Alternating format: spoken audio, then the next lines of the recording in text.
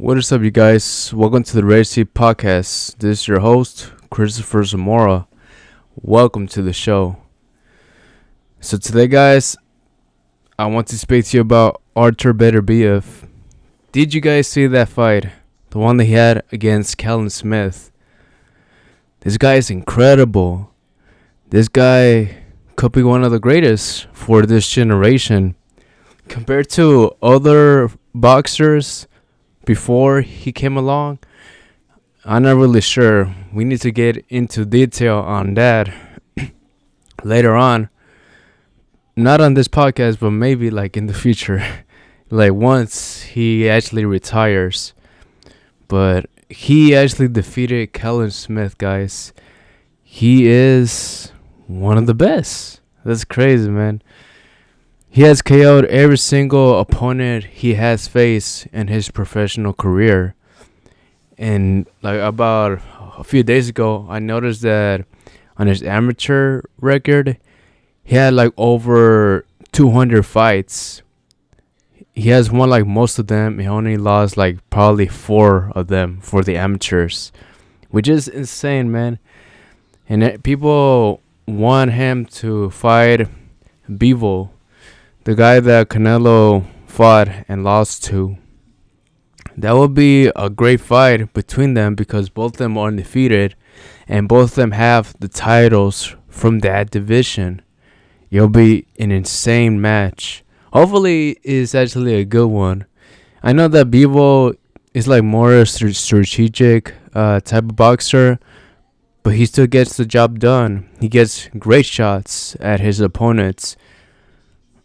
I don't know. For that one, I had to really think on which fighter I believe is going to win that fight. Artur Beterbiev or Dmitry Bivol. In this fight against Callum Smith, he looked well. Like in the first 2 rounds or so, I'm saying he was just testing the waters to see how Callum Smith was going to react. He wanted to see how Callum Smith was going to react to his punches. And so that's what he did for the first 2 rounds. And he was getting him, even though the crowd was getting so excited. I believe he knocked him down in the 4th round, I believe. But it was a good one. And also around round 7, that's when he actually ended the fight. What did I tell you guys? I know. It was just a guess. A great guess that I thought that he was going to end the fight on round 7. I was lucky, man. I was lucky to actually call it out like that. When the interviewer asked Beterbiev why is he so great, like he has knocked out every single opponent he has faced in his professional career, and his response, Artur Beterbiev's response was, "It's just luck." We know it's not just luck, man. It's hard work. This guy is just that great. Can anybody stop him? Like I said before, the only guy can possibly stop him is Dmitry Bivol. Beterbiev has 3 titles from that division, and Dmitry Bivol has the last one. That will be the fight to make for that division. We'll see who's gonna win. But yeah, man, Artur Beterbiev is one hell of a fighter. I actually just started watching him when he fought this guy named Joe Smith Jr. Joe Smith Jr. actually knocked out Bernard Hopkins, not in the ring, but outside the ring. That's crazy. That was an insane knockout that Joe Smith Jr. actually did to Bernard Hopkins. Because they actually did show the highlights like before Joe Smith actually fought Beterbiev. And one of the highlights was when he KO'd Bernard Hopkins out of the ring. Bernard Hopkins, he was just talking a lot of smack. And Joe Smith Jr. just showed him that he's just a better fighter than him. And I think he actually defeated him in the 2nd round, I believe. Beterbiev to Joe Smith Jr. That was a good fight. I wasn't expecting the fight to last that long. I thought the fight was going to go like 8 to 9 rounds. But yeah, man, Beterbiev is just that good.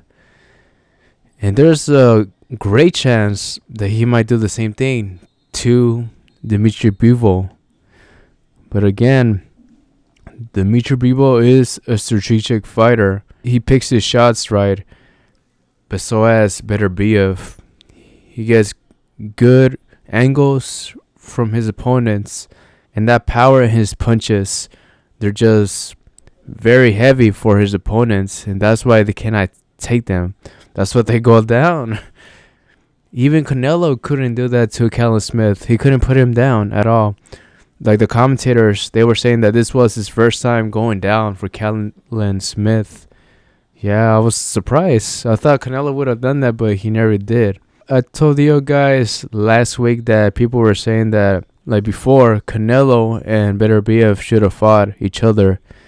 But now, I don't know. Canelo doesn't want that fight. He doesn't want to fight Beterbiev at all. To be honest, he's actually going for the next Charlo brother. I saw something online, well, on Twitter or X, if you want to call it that. I saw that he actually wants to fight Jermall Charlo. Not Jermell, he just fought him, but Jermall. That's the other brother, the one that's undefeated. Supposedly, he might fight him on Cinco de Mayo weekend, on the 5th of May weekend. But we will see. That's like the latest rumor that I heard of for Canelo. But I don't know. We don't know who he's going to choose next. Like I said, hopefully it is David Benavidez, but we don't know yet. Hopefully we might know like around next month or so, or on March, on who he is going to fight next. But as of right now, we do not know. But yep, Artur Beterbiev, man. Can anybody stop this guy? We will find out. Oh, and there's this other fight that is coming up. Well, tonight. It is going to be Sean Strickland versus Dricus Du Plessis. For this fight, hopefully Sean Strickland actually beats Dricus Du Plessis by decision. I do not see a KO from either side. But I would be surprised if Dricus actually does beat Sean Strickland. Supposedly, like, Sean Strickland, he hasn't been doing well for these past weeks. But I don't know if that's actually going to affect him on his fight tonight. By the time you're watching this, you already know who won. But like, as of me right now, on Saturday, I do not know. So I'm making my prediction that Sean Strickland is going to win by decision. We will find out soon enough. And now, switching gears, guys, I want to speak to you about a horror movie, well, like a franchise that's been out for a very long time, over 20 years already. The first movie came out back in 2002, and it's for 28 Days Later. Now, 28 Days Later, I had to say, I mostly enjoyed the sequel more than the original movie. The first one is okay, but like the second one, I prefer watching that one more than the actual original movie. Did you guys know that Cillian Murphy, he was the main character for the first movie of 28 Days Later? But anyways, they're actually making a trilogy for this movie. They're going to make a third movie called 28 Years Later. Yep, 28 years later. We're going to find out and see what happened throughout this whole time. Cillian Murphy is rumored to come back on the movie 28 Years Later. Hopefully he does. That would be awesome for the franchise, since he actually has become a major actor now because of Oppenheimer. That like movie put him to stardom. That movie, and also when Barbie came out, like both of those movies at the time, they did so well. It wasn't even planned at all. Like, people were just so excited to see these movies. I saw both movies, and Oppenheimer was okay for me. Barbie, I did not really like it as much. But it is what it is. Oppenheimer, I talked about it before on the podcast.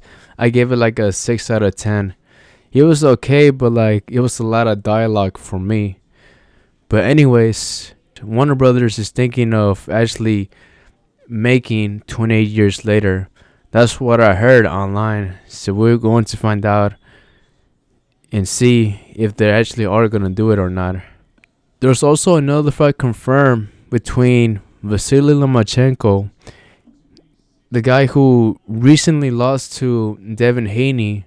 He's going to fight George Kambosos. Now, George Kambosos did not look so good on his last fight. Like, I really thought that he actually lost that fight.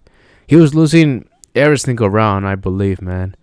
And I'm a George Kambosos fan, but he just didn't look right on that fight. And he should not have won it. He should have lost, but they actually gave it to him. I don't know why, man. It's just... that was just so random. I feel like that was a huge robbery, like back in 2023. It's insane, man. It's insane how boxing does this stuff. But yeah, these two, Lomachenko versus Kambosos, is actually happening. We're going to see who is going to win between these two on May 12th. And the last thing I want to speak to you about is about Prime Video, guys. Prime Video says right here that it will launch ads on January the 29th, and a new ad-free option will cost an additional $2.99 per month. This is not good, man. That's crazy. We're actually going back to cable prices for these streaming services. Like, the main reason why I'm not paying for Disney Plus anymore is because they raised their prices as well. And to be honest, I haven't really seen like any other originals like the Star Wars franchises or the new MCU shows. I hadn't really been seeing them. And also, I already got over the nostalgia factor for all the Disney shows I grew up watching. Like Even Stevens, Phil of the Future, Kim Possible, and many more that I remember watching.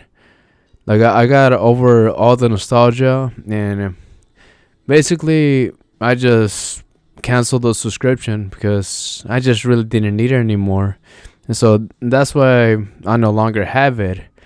But like Amazon Prime, man, it sucks that they're raising the prices. It's not good. But probably this is maybe the only one I might actually keep. I'll actually pay it because not only are they offering like movies and TV shows to watch, but like their subscription actually works well with the packaging. Like, they give you free shipping and things will come in even more earlier than usual if you actually pay the fee. So that's why I believe that I'm still going to keep Prime Video. I'm not going to take it out. Hopefully it doesn't get even more pricier, man, because that'll be more insane.